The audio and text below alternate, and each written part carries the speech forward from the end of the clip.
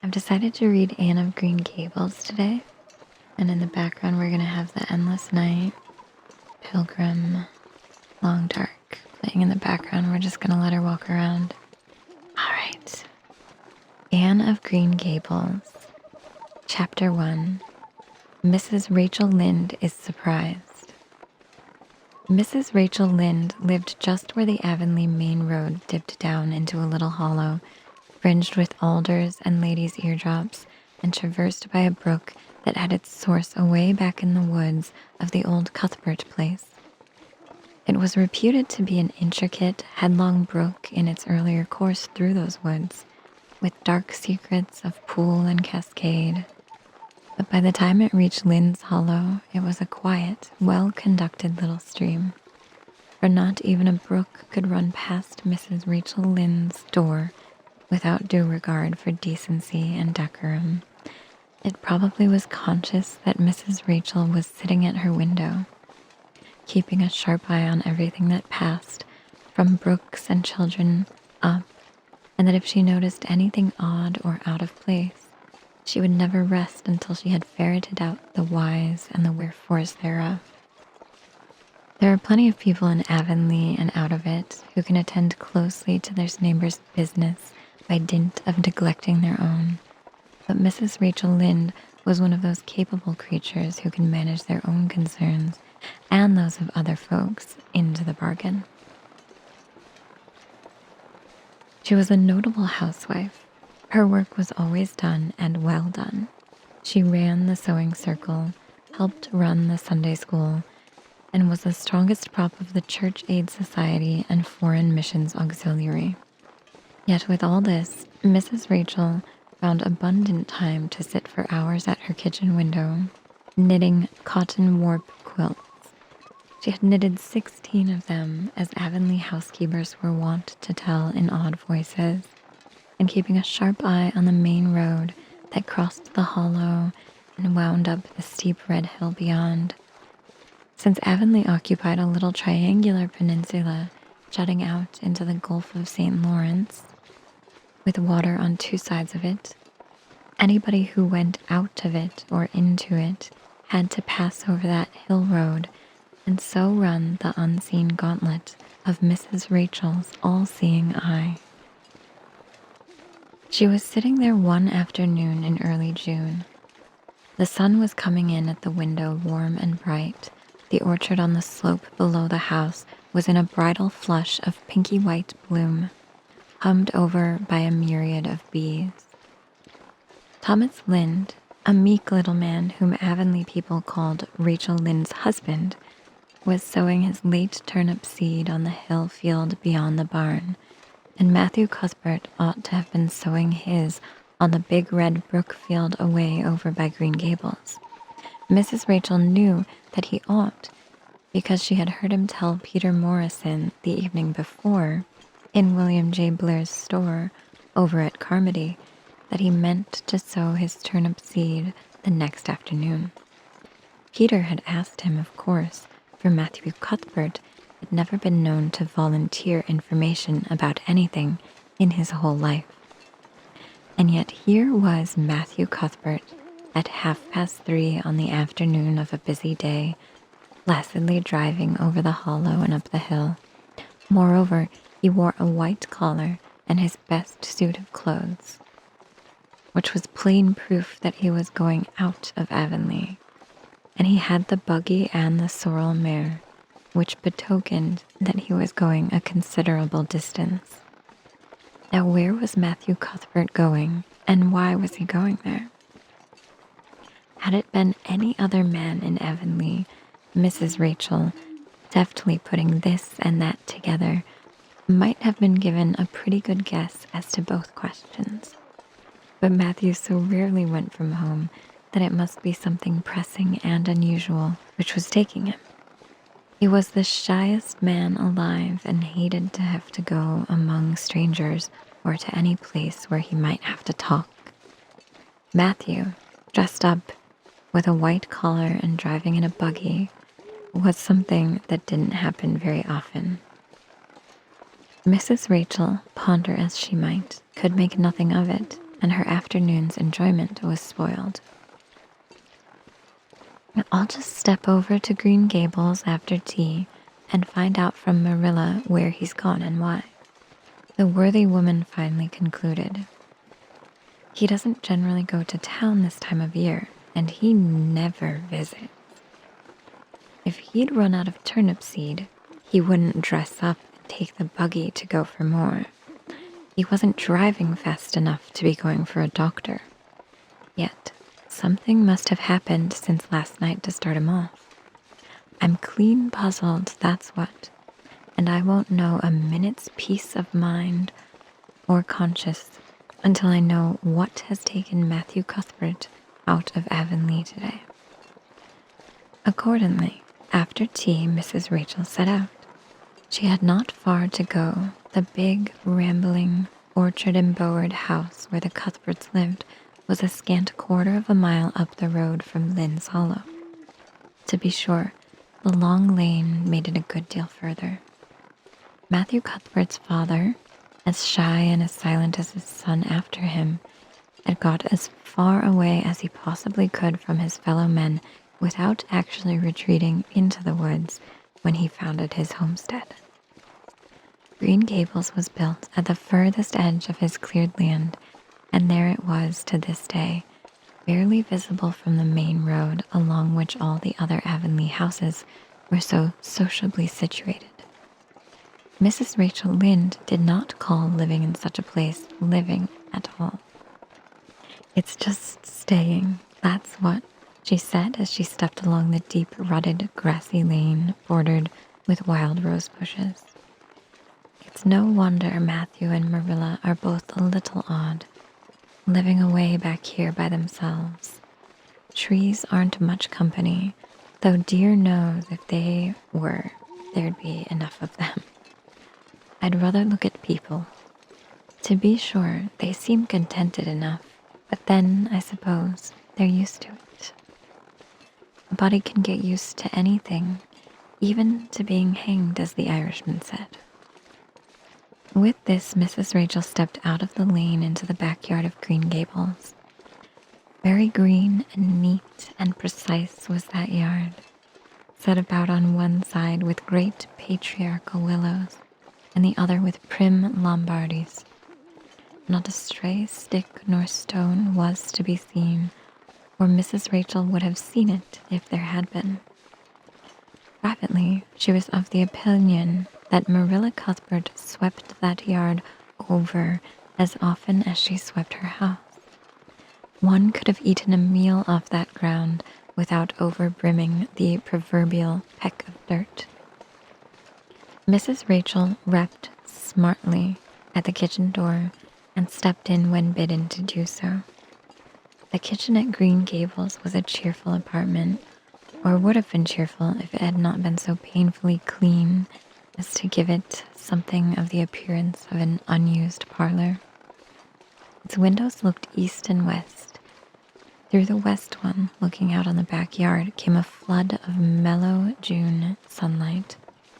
But the east one, when you got a glimpse of the bloom-white cherry trees in the left orchard and nodding, slender birches down in the hollow by the brook, was greened over by a tangle of vines. Here sat Marilla Cuthbert. When she sat at all, always slightly distrustful of sunshine, which seemed to her too dancing and irresponsible a thing for a world which was meant to be taken seriously. And here she sat now, knitting, and the table behind her was laid for supper. Mrs. Rachel, before she had fairly closed the door, had taken a mental note of everything that was on that table. There were 3 plates laid, so that Marilla must be expecting someone home with Matthew to tea.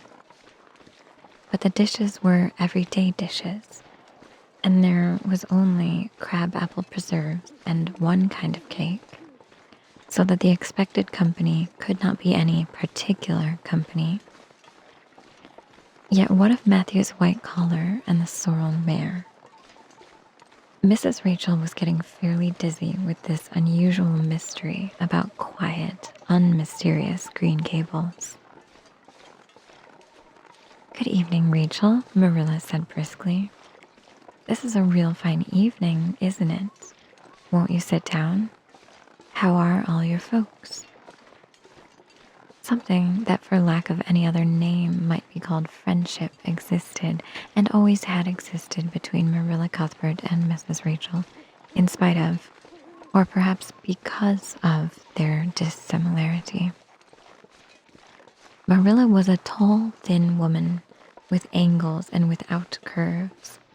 Her dark hair showed some gray streaks and was always twisted up in a hard little knot behind with 2 wire hairpins stuck aggressively through it.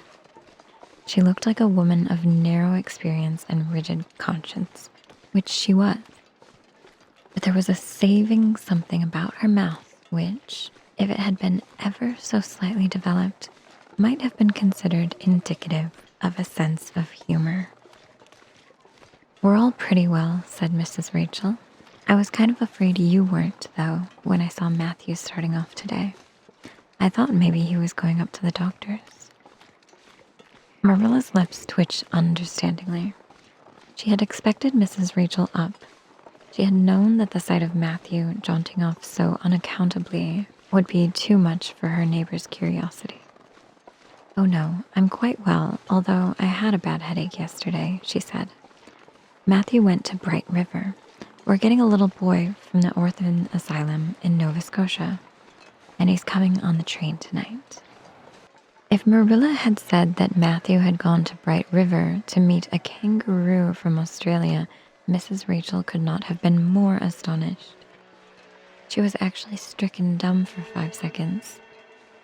It was unsupposable that Marilla was making fun of her, but Mrs. Rachel was almost forced to suppose it. Are you in earnest, Marilla? She demanded when voice returned to her.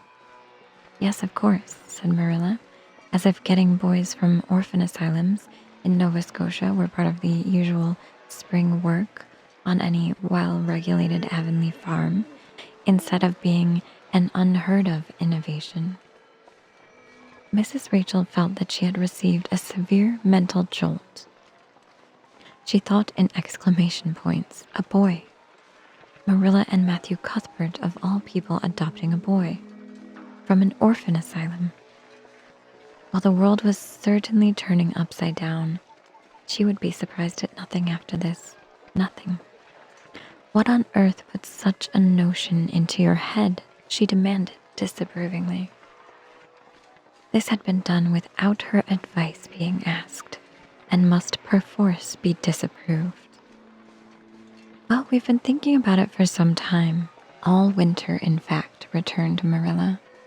Mrs. Alexander Spencer was up here one day before Christmas, and she said she was going to go get a little girl from the asylum over in Hopeton in the spring. Her cousin lives there, and Mrs. Spencer has visited here and knows all about it.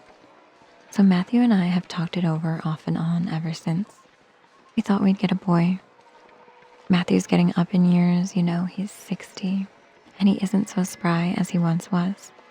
His heart troubles him a good deal. And you know how desperate hard it's got to be to get hired help. There'll be a risk no matter who we get. But in the end, we decided to ask Mrs. Spencer to pick us out one when she went over to get her little girl. We heard last week she was going, so we sent her word by Richard Spencer's folks at Carmody to bring us a smart, likely boy of about 10 or 11. We decided that would be the best age, old enough to be of some use in doing chores right off, and young enough to be trained up proper. We mean to give him a good home and schooling. We had a telegram from Mrs. Alexander Spencer today. The mailman brought it from the station, saying they were coming on the 5:30 train tonight. So Matthew went to Bright River to meet him. Mrs. Spencer will drop him off there. Of course, she goes on to the White Sands station herself. Mrs. Rachel prided herself on always speaking her mind. She proceeded to speak it now, having adjusted her mental attitude to this amazing piece of news. Well, Marilla, I'll just tell you plain that I think you're doing a mighty foolish thing, A risky thing, that's what. You don't know what you're getting. You're bringing a strange child into your house and home, and you don't know a single thing about him, nor what his disposition is, nor what sort of parents he had, nor how he's likely to turn out. Why, it was only last week I read in the paper how a man and his wife up west of the island took a boy out of an orphan asylum, and he set fire to the house at night. Set it on purpose, Marilla, and nearly burnt them to a crisp in their beds. And I know another case where an adopted boy used to suck the eggs. They couldn't break him of it. If you had asked my advice in the matter, which you didn't do, Marilla, I'd have said for mercy's sake not to think of such a thing, that's what. This job's comforting seemed neither to offend nor to alarm Marilla. She knitted steadily on. I don't deny there's something in what you say, Rachel. I've had some qualms myself, but Matthew was terrible set on it. I could see that, so I gave in. It's so seldom Matthew sets his mind on anything that when he does, I always feel it's my duty to give in. And as for the risk, there's risks in pretty near everything a body does in this world. There's risks in people's having children of their own if it comes to that. They don't always turn out well. And then Nova Scotia is right close to the island. It isn't as if we're getting him from England or the States. He can't be much different from ourselves. Well, I hope it will turn out all right, said Mrs. Rachel in a tone that plainly indicated her painful doubt. Only don't say I didn't warn you if he burns Green Gables town or puts strychnine in the well. I heard of a case over in New Brunswick where an orphan asylum child did that, and the whole family died in fearful agonies. Only it was a girl in that instance. Well, we're not getting a girl, said Marilla, as if poisoning wells were a purely feminine accomplishment and not to be dreaded in the case of a boy. I'd never dream of taking a girl to bring up. I wonder at Mrs. Alexander Spencer for doing it, but there, she wouldn't shrink from adopting a whole orphan asylum if she took it into her head. Mrs. Rachel would have liked to stay until Matthew came home with his imported orphan, but reflecting that it would be a good 2 hours at least before his arrival, she concluded to go up the road to Robert Bell's and tell the news. It would certainly make a sensation second to none, and Mrs. Rachel dearly loved to make a sensation. So she took herself away, somewhat to Marilla's relief, for the latter felt her doubts and fears reviving under the influence of Mrs. Rachel's pessimism. Well, of all things that ever were or will be, ejaculated Mrs. Rachel when she was safely out in the lane. It really does seem as if I must be dreaming. Well, I'm sorry for that poor young one, and no mistake. Matthew and Marilla don't know anything about children, and they'll expect him to be wiser and steadier than his own grandfather, if so be he's ever had a grandfather, which is doubtful. It seems uncanny to think of a child at Green Gables somehow. There's never been one there, for Matthew and Marilla were grown up when the new house was built. If they ever were children, which is hard to believe when one looks at them. I wouldn't be in that orphan's shoes for anything. My, but I pity him, that's what. So said Mrs. Rachel to the wild rose bushes out of the fullness of her heart. But if she could have seen the child who was waiting patiently at the Bright River station at that very moment, her pity would have been still deeper and more profound. Ooh, we're at chapter 2. Chapter 2, Matthew Cuthbert is surprised.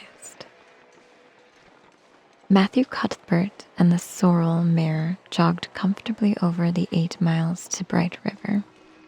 It was a pretty road running along between snug farmsteads, with now and again a bit of balsamy fir wood to drive through, or a hollow where wild plums hung out their filmy bloom. The air was sweet with the breath of many apple orchards, and the meadows sloped away in the distance to horizon mists of pearl and purple, while the little birds sang as if it were the one day of summer in all the year. Matthew enjoyed the drive after his own fashion, except during the moments when he met women and had to nod to them. For in Prince Edward Island, you are supposed to nod to all and sundry you meet on the road, whether you know them or not. Matthew dreaded all women except Marilla and Mrs. Rachel. He had an uncomfortable feeling that the mysterious creatures were secretly laughing at him. He may have been quite right in thinking so, for he was an odd-looking personage with an ungainly figure and long iron-gray hair that touched his stooping shoulders, and a full, soft brown beard which he had worn ever since he was 20. In fact, he had looked at 20 very much as he looked at 60, lacking a little of the grayness. When he reached Bright River, there was no sign of any train. He thought he was too early, so he tied his horse in the yard of the small Bright River Hotel and went over to the station house. The long platform was almost deserted, the only living creature in sight being a girl who was sitting on a pile of shingles at the extreme end. Matthew, barely noting that it was a girl, sidled past her as quickly as possible without looking at her. Had he looked, he could hardly have failed to notice the tense rigidity and expectation of her attitude and expression. She was sitting there waiting for something or somebody, and since sitting and waiting were the only thing to do just then, she sat and waited with all her might and main. Matthew encountered the station master locking up the ticket office preparatory to go home for supper, and asked him if the 5:30 train would soon be along. The 5:30 train has been in and gone half an hour ago, answered that brisk official. But there was a passenger dropped off for you. A little girl. She's sitting out there on the shingles. I asked her to go into the ladies' waiting room, but she informed me gravely that she preferred to stay outside. There was more scope for imagination, she said. She's a case, I should say. I'm not expecting a girl, said Matthew blankly. It's a boy I've come for. He should be here. Mrs. Alexander Spencer was to bring him over from Nova Scotia for me. The station master whistled. Guess there's some mistake, he said. Mrs. Spencer came off the train with that girl and gave her into my charge. Said you and your sister were adopting her from an orphan asylum and that you would be along for her presently. That's all I know about it, and I haven't got any more orphans concealed hereabouts. I don't understand, said Matthew helplessly, wishing that Marilla was at hand to cope with the situation. Well, you'd better question the girl, said the station master carelessly. I dare say she'll be able to explain. She's got a tongue of her own, that's certain. Maybe they were out of boys of the brand you wanted. He walked jauntily away, being hungry, and the unfortunate Matthew was left to do that which was harder for him than bearding a lion in its den. Walk up to a girl, a strange girl, an orphan girl, and demand of her why she wasn't a boy. Matthew groaned in spirit as he turned about and shuffled gently down the platform towards her. She had been watching him ever since he had passed her, and she had her eyes on him now. Matthew was not looking at her and would not have seen what she was really like if he had been, but an ordinary observer would have seen this. A child of about 11, garbed in a very short, very tight, very ugly dress of yellowish gray wincey. She wore a faded brown sailor hat, and beneath the hat, extending down her back, were 2 braids of very thick, decidedly red hair. Her face was small, white, and thin, also much freckled. Her mouth was large, and so were her eyes, which looked green in some lights and moods and gray in others. So far, the ordinary observer, an extraordinary observer, might have seen that the chin was very pointed and pronounced, that the big eyes were full of spirit and vivacity, that the mouth was sweet-lipped and expressive, that the forehead was broad and full. In short, our discerning, extraordinary observer might have concluded that no commonplace soul inhabited the body of this stray woman-child of whom shy Matthew Cuthbert was so ludicrously afraid.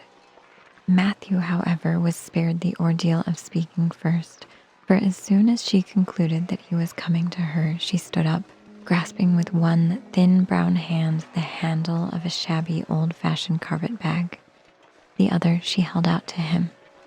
"I suppose you are Mr. Matthew Cuthbert of Green Gables?" she said in a peculiarly clear, sweet voice. "I'm very glad to see you.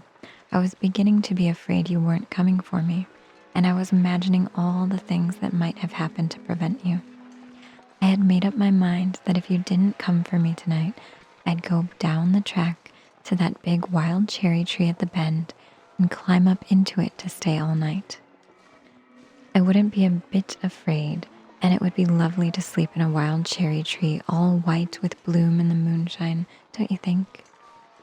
You could imagine you were dwelling in marble halls, couldn't you? And I was quite sure you would come for me in the morning if you didn't tonight." Matthew had taken the scrawny little hand awkwardly in his. Then and there he decided what to do. He could not tell this child with the glowing eyes that there had been a mistake. He would take her home and let Marilla do that. She couldn't be left at Bright River anyhow, no matter what mistake had been made. So all questions and explanations might as well be deferred until he was safely back at Green Gables. "I'm sorry I was late," he said shyly. "Come along. The horse is over in the yard. Give me your bag." "Oh, I can carry it," the child responded cheerfully. "It isn't very heavy. I've got all my worldly goods in it." "But it isn't heavy. And if it isn't carried in just a certain way, the handle pulls out. So I'd better keep it because I know the exact knack of it. It's an extremely old carpet bag." "Oh, I'm very glad you've come, even if it would have been nice to sleep in a wild cherry tree. We've got to drive a long piece, haven't we? Mrs. Spencer said it was 8 miles. I'm glad because I love driving. Oh, it seems so wonderful that I'm going to live with you and belong to you. I've never belonged to anybody, not really. The asylum was the worst. I've only been in it 4 months, but that was enough. I don't suppose you ever were an orphan in an asylum, so you can't possibly understand what it's like. It's worse than anything you could imagine. Mrs. Spencer said it was wicked of me to talk like that, but I didn't mean to be wicked. It's so easy to be wicked without knowing it, isn't it? They were good, you know, the asylum people, but there is so little scope for the imagination in an asylum, only just in the other orphans. It was pretty interesting to imagine things about them, to imagine that perhaps the girl who sat next to you was really the daughter of a belted earl who had been stolen away from her parents in her infancy by a cruel nurse who died before she could confess. I used to lie awake at night and imagine things like that because I didn't have time in the day. I guess that's why I'm so thin. I am dreadful thin, aren't I? There isn't a pick on my bones. I do love to imagine I'm nice and plump, with dimples in my elbows. With this, Matthew's companion stopped talking, partly because she was out of breath, and partly because they had reached the buggy. Not another word did she say until they had left the village and were driving down a steep little hill, the road part of which had been cut so deeply into the soft soil that the banks, fringed with blooming wild cherry trees and slim white birches, were several feet above their heads. The child put out her hand and broke off a branch of wild plum that brushed against the side of the buggy. Isn't that beautiful? What did that tree leaning out from the bank, all white and lacy, make you think of? She asked. Well, now, I don't know, said Matthew. Why, a bride, of course, a bride all in white with a lovely, misty veil. I've never seen one, but I can imagine what she would look like. I don't ever expect to be a bride myself. I'm so homely, nobody will ever want to marry me, unless it might be a foreign missionary. I suppose a foreign missionary mightn't be very particular. But I do hope that someday I shall have a white dress. That is my highest ideal of earthly bliss. I just love pretty clothes, and I've never had a pretty dress in my life that I can remember. But of course, it's all the more to look forward to, isn't it? And then I can imagine that I'm dressed gorgeously. This morning when I left the asylum, I felt so ashamed because I had to wear this horrid old wincey dress. All the orphans had to wear them, you know. A merchant in Hopeton last winter donated 300 yards of wincey to the asylum. Some people said it was because he couldn't sell it, but I'd rather believe that it was out of the kindness of his heart, wouldn't you? When we got on the train, I felt as if everybody must be looking at me and pitying me. But I just went to work and I imagined that I had on the most beautiful pale blue silk dress. Because when you are imagining, you might as well imagine something worthwhile. And a big hat, all flowers and nodding plumes, and a gold watch, and kid gloves and boots. I felt cheered up right away, and I enjoyed my trip to the island with all my might. I wasn't a bit sick coming over in the boat. Neither was Mrs. Spencer, although she generally is. She said she hadn't time to get sick, watching to see that I didn't fall overboard. She said she never saw the beat of me for prowling about. But if it kept her from being seasick, it's a mercy I did prowl, isn't it? And I wanted to see everything that was to be seen on that boat, because I didn't know whether I'd ever have another opportunity. Oh, there are a lot more cherry trees all in bloom. This island is the bloomiest place. I just love it already. And I'm so glad I'm going to live here. I've always heard that Prince Edward Island was the prettiest place in the world, and I used to imagine I was living here, but I never really expected I would. It's delightful when your imaginations come true, isn't it? But those red roads are so funny. When we got into the train at Charlottetown and the red roads began to flash past, I asked Mrs. Spencer what made them red. And she said she didn't know, and for pity's sake, not to ask her any more questions. She said I must have asked her 1,000 already. I suppose I had to. But how are you going to find out about things if you don't ask questions? And what does make the roads so red?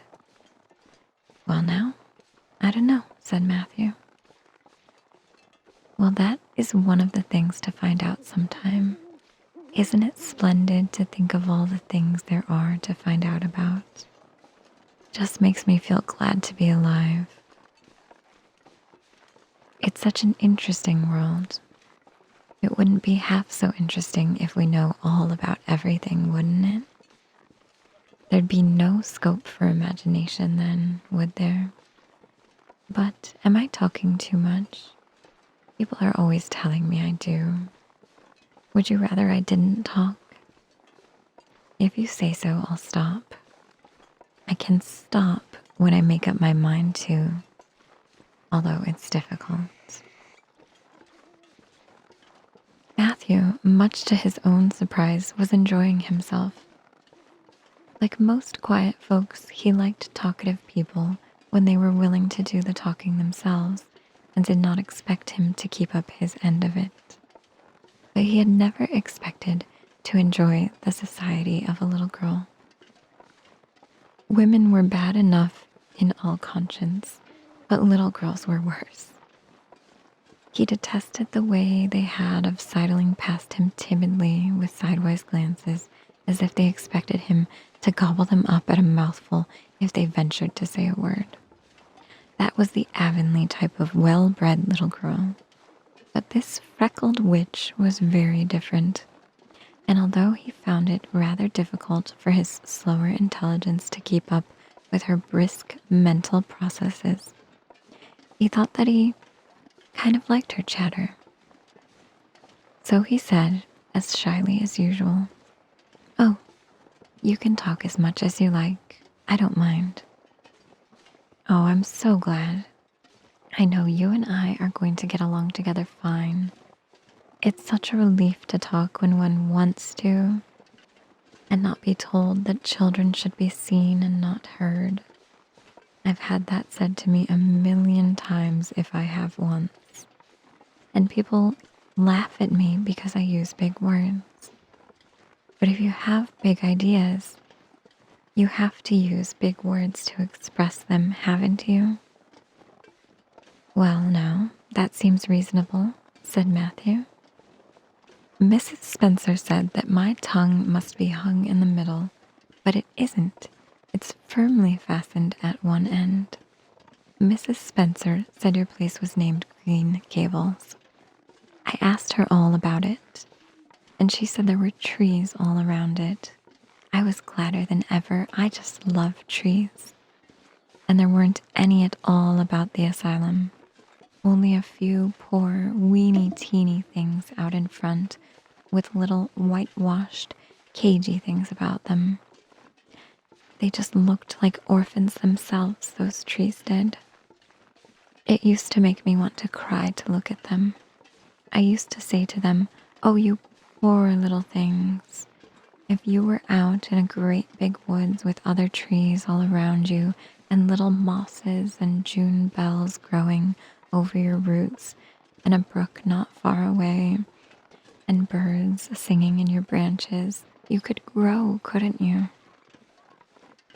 But you can't where you are. I know just exactly how you feel, little trees. I felt sorry to leave them behind this morning. You do get so attached to things like that, don't you? Is there a brook anywhere near Green Gables? I forgot to ask Mrs. Spencer that." "Well, now, yes. There's one right below the house. Fancy. It's always been one of my dreams to live near a brook. I never expected I would, though. Dreams don't often come true, do they? Wouldn't it be nice if they did? But just now, I feel pretty nearly perfectly happy. I can't feel exactly perfectly happy because, well, what color would you call this?" She twitched one of her long, glossy braids over her thin shoulder and held it up before Matthew's eyes. Matthew was not used to deciding on the tints of ladies' tresses, but in this case there couldn't be much doubt. "It's red, ain't it?" he said. The girl let the braid drop back with a sigh that seemed to come from her very toes and to exhale forth all the sorrows of the ages. "Yes, it's red," she said resignedly. "Now you see why I can't be perfectly happy. Nobody could who has red hair. I don't mind the other things so much, the freckles and the green eyes and my skinniness. I can imagine them away.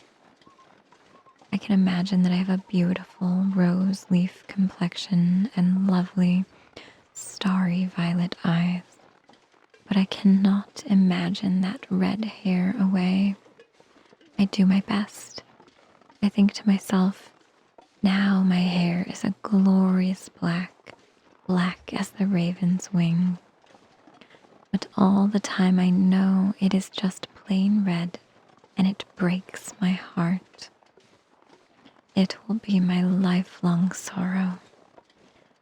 I read of a girl once in a novel who had a lifelong sorrow, but it wasn't red hair. Her hair was pure gold rippling back from her alabaster brow. What is an alabaster brow? I never could find out. Can you tell me? Well, now, I'm afraid I can't, said Matthew, who was getting a little dizzy. He felt as he had once felt in his rash youth, when another boy had enticed him on the merry-go-round at picnic. Well, whatever it was must have been something nice, because she was divinely beautiful. Have you ever imagined what it must feel like to be divinely beautiful? Well, now, no, I haven't, confessed Matthew ingenuously. I have often. Which would you rather be if you had the choice? Divinely beautiful, or dazzlingly clever, or angelically good? Well, now I don't know exactly. Neither do I. I can never decide. But it doesn't make much real difference, for it isn't likely I'll ever be either. It's certain I'll never be angelically good, Mrs. Spencer says. Oh, Mr. Cuthbert. Mr. Cuthbert. Oh, Mr. Cuthbert. That was not what Mrs. Spencer had said. Neither had the child tumbled out of the buggy, nor had Matthew done anything astonishing. They had simply rounded a curve in the road and found themselves in the avenue. The avenue, so called by the Newbridge people, was a stretch of road 400 or 500 yards long, completely arched over with a huge, wide, spreading apple trees, planted years ago by an eccentric old farmer. Overhead was one long canopy of snowy, fragrant bloom. Below the boughs, the air was full of a purple twilight, and far ahead a glimpse of painted sunset sky shone like a great rose window at the end of a cathedral aisle. Its beauty seemed to strike the child dumb. She leaned back in the buggy, her thin hands clasped before her, her face lifted rapturously to the white splendor above. Even when they had passed out and were driving down the long slope to Newbridge, she never moved or spoke. Still, with rapt face, she gazed afar into the sunset west, with eyes that saw visions tripping splendidly across that glowing background. Through Newbridge, a bustling little village where dogs barked at them and small boys hooted and curious faces peered from the windows, they drove, still in silence. When 3 more miles had dropped away behind them, the child had not spoken. She could keep silence, it was evident, as energetically as she could talk. I guess you're feeling pretty tired and hungry, Matthew ventured to say at last, accounting for her long visitation of silence with the only reason he could think of. But we haven't very far to go now, only another mile. She came out of her reverie with a deep sigh and looked at him with the dreamy gaze of a soul that had been wandering afar, star-led. Oh, Mr. Cuthbert, she whispered, that place we came through, that white place, what was it? Well now, you must mean the avenue, said Matthew after a few moments' profound reflection. It is a kind of pretty place. Pretty? Oh, pretty doesn't seem the right word to use, nor beautiful either. They don't go far enough. Oh, it was wonderful, wonderful. It's the first thing I ever saw that couldn't be improved upon by imagination. It just satisfies me here. She put one hand on her breast. It made a queer, funny ache, and yet it was a pleasant ache. Did you ever have an ache like that, Mr. Cuthbert? Well, now, I just can't recollect that I ever had. I have it lots of time whenever I see anything royally beautiful. But they shouldn't call that lovely place the Avenue. There is no meaning in a name like that.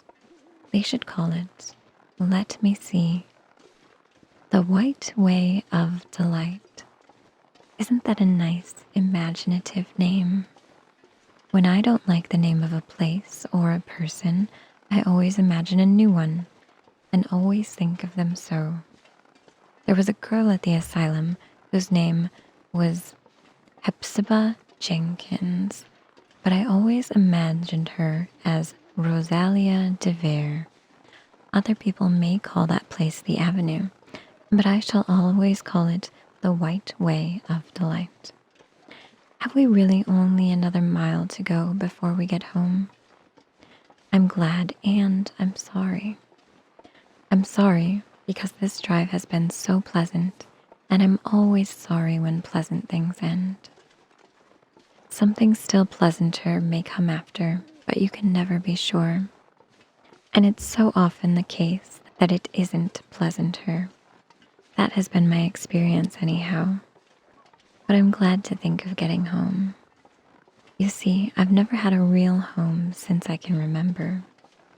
It gives me that pleasant ache again just to think of coming to a really, truly home.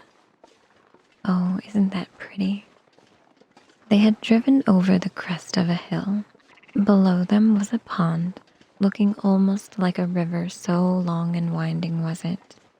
A bridge spanned it midway, and from there to its lower end, where an amber-hued belt of sand hills shut it in from the dark blue gulf beyond. The water was a glory of many shifting hues, the most spiritual shadings of crocus and rose and ethereal green, with other elusive tintings for which no name has ever been found. Above the bridge, the pond ran up into fringing groves of fir and maple and lay all darkly translucent in their wavering shadows. Here and there, a wild plum leaned out from the bank like a white-clad girl tiptoeing to her own reflection. From the marsh at the head of the pond came the clear, mournfully sweet chorus of the frogs. There was a little gray house peering around a white apple orchard on a slope beyond, and although it was not quite dark, a light was shining from one of its windows. "That's Barry's Pond," said Matthew. "Oh, I don't like that name either. I shall call it, let me see, the Lake of Shining Waters. Yes, that is the right name for it. I know because of the thrill. When I hit on a name that suits exactly, it gives me a thrill. Do things ever give you a thrill?" Matthew ruminated. "Well, now, yes. It always kind of gives me a thrill to see them ugly white grubs that spade up in the cucumber beds. I hate the look of them. Oh, I don't think that can be exactly the same kind of a thrill. Do you think it can? There doesn't seem to be much connection between grubs and lakes of shining waters, does there? But why do other people call it Barry's Pond?" "I reckon because Mr. Barry lives up there in that house. Orchard Slope's the name of his place. If it wasn't for that big bush behind it, you could see Green Gables from here. But we have to go over the bridge and round by the road, so it's near half a mile further." "Has Mr. Barry any little girls?" "Well, not so very little either, about my size. He's got one about 11. Her name is Diana." With a long indrawing of breath. What a perfectly lovely name. "Well, now, I don't know. There's something dreadful heathenish about it, seems to me. I'd rather Jane or Mary or some sensible name like that. But when Diana was born, there was a schoolmaster boarding there, and they gave him the naming of her, and he called her Diana. I wish there had been a schoolmaster like that around when I was born then. Oh, here we are at the bridge. I'm going to shut my eyes tight. I'm always afraid going over bridges. I can't help imagining that perhaps just as we get to the middle, they'll crumple up like a jackknife and nip us. So I shut my eyes. But I always have to open them for all when I think we're getting near the middle. Because you see, if the bridge did crumple up, I'd want to see it crumple. What a jolly rumble it makes. I always like the rumble part of it. Isn't it splendid? There are so many things to like in this world. There, we're over. Now I'll look back. Good night, dear lake of shining waters. I always say good night to the things I love, just as I would to people. I think they like it. That water looks as if it was smiling at me. When they had driven up the further hill and around a corner, Matthew said, "We're pretty near home now. That's Green Gables over." "Oh, don't tell me," she interrupted breathlessly, catching at his partially raised arm and shutting her eyes that she might not see his gesture. "Let me guess. I'm sure I'll guess right." She opened her eyes and looked about her. They were on the crest of a hill. The sun had set some time since, but the landscape was still clear in the mellow afterlight. To the west, a dark church spire rose up against a marigold sky. Below was a little valley, and beyond a long, gently rising slope with snug farmsteads scattered along it. From one to another, the child's eyes darted, eager and wistful. At last they lingered on one away to the left, far back from the road, dimly white with blossoming trees in the twilight of the surrounding woods. Over it, in the stainless southwest sky, a great crystal white star was shining like a lamp of guidance and promise. "That's it, isn't it?" she said, pointing. Matthew slapped the reins on the sorrel's back delightedly. "Well, now you've guessed it. But I reckon Mrs. Spencer described it to you, so as you can tell." "No, she didn't. Really, she didn't. All she said might just as well have been about most of those other places. I hadn't any real idea what it looked like, but just as soon as I saw it, I felt it was home. Oh, it seems as if I must be in a dream. Do you know, my arm must be black and blue from the elbow up, for I've pinched myself so many times today. Every little while a horrible sickening feeling would come over me, and I'd be so afraid it was all a dream. Then I'd pinch myself to see if it was real, until suddenly I remembered that even supposing it was only a dream, I'd better go on dreaming as long as I could, so I stopped pinching. But it is real, and we're nearly home." With a sigh of rapture, she relapsed into silence. Matthew stirred uneasily. He felt glad that it would be Marilla and not he who would have to tell this waif of the world that the home she longed for was not to be hers after all. They drove over Lynn's Hollow, where it was already quite dark, but not so dark that Mrs. Rachel could not see them from her window vantage, and up the hill and into the long lane of Green Gables. By the time they arrived at the house, Matthew was shrinking from the approaching revelation with an energy he did not understand. It was not of Marilla or himself he was thinking, or of the trouble this mistake was probably going to make for them, but of the child's disappointment. When he thought of that rapt light being quenched in her eyes, he had an uncomfortable feeling that he was going to assist at murdering something. Much the same feeling that came over him when he had to kill a lamb or calf or any other innocent little creature. The yard was quite dark as they turned into it, and the poplar leaves were rustling silkily all round it. "Listen to the trees talking in their sleep," she whispered, as he lifted her to the ground. "What nice dreams they must have." Then, holding tightly to the carpet bag which contained all her worldly goods, she followed him into the house. And that's the end of chapter 2.